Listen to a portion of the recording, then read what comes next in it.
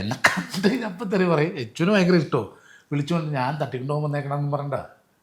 അത് ഒരു സുഖമില്ലാത്ത അമ്മച്ചി ഉണ്ടായിരുന്നു നമ്മളന്ന് ചെല്ലണ. അത് അന്ന് ചെല്ലുമ്പോ ഉണ്ട്, അന്ന് ചെല്ലുമ്പോ ഉണ്ട്. നല്ല ആ ക്യൂട്ടായിട്ട് അതെ, അന്ന് ചെല്ലുമ്പോ ഉണ്ട്, എനിക്ക് ഓർക്കുന്നത്. അപ്പൊ പുള്ളിക്ക് ഒരു നായരോ നമ്പൂതിരി അമ്മച്ചിയാന്ന് തോന്നണം. അപ്പൊ ഈ വിളക്ക് വെക്കലും പ്രാർത്ഥനയും അമ്പലത്തിൽ പോക്കും ഒക്കെ ഉള്ള. അപ്പൊ കുട്ടിയെ സന്ധ്യക്ക് മുമ്പ് ഇങ്ങ് എത്തിയേക്കണോട്ടോ എന്ന് പറയും. ഞാൻ അതിലെ പാസ് ചെയ്ത് അപ്പത്തേറി വരും. ഇവന്റെ കൂടെ പോവരുതിട്ടോ എന്ന് പറയും. കള്ളനാണ്. അമ്മക്ക് എങ്ങനെയോ മനസ്സിലായത് കറക്റ്റ്. ഇത്ര വർഷമായിട്ടും മനസ്സിലായിട്ടില്ല ഇപ്പോഴും അല്ലേ.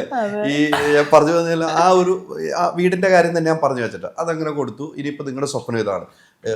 എൻ്റെ മനസ്സിൽ എനിക്ക് തോന്നിയത് നമ്മൾ തൊട്ടിലാട്ടിയ അമ്മ അല്ലേ, തൊട്ടിലുള്ളപ്പോൾ തൊട്ടിലാട്ടിയ അമ്മ, കട്ടിലുള്ളപ്പോൾ പുറത്താക്കുന്ന മക്കൾ, ആ കാലഘട്ടമാണ് ഇപ്പോൾ അല്ലേ. എത്രയോ കാലഘട്ടം തൊട്ടിലാട്ടി നമ്മൾ ഉറക്കി, കട്ടിലിൽ കിടക്കാനുള്ളപ്പോൾ കട്ടിലുള്ളപ്പോൾ ആട്ടി പുറത്താക്കി കൊണ്ടുപോകുന്ന ആളുകൾ. അവരെയൊക്കെ എന്താണ് പറയുക അല്ലെ? അമ്മമാരോടല്ല പറയേണ്ടത്, അമ്മമാരെ കൊണ്ട് ആക്കുന്ന മക്കളുടെ അടുത്താണ് പറയേണ്ടത്.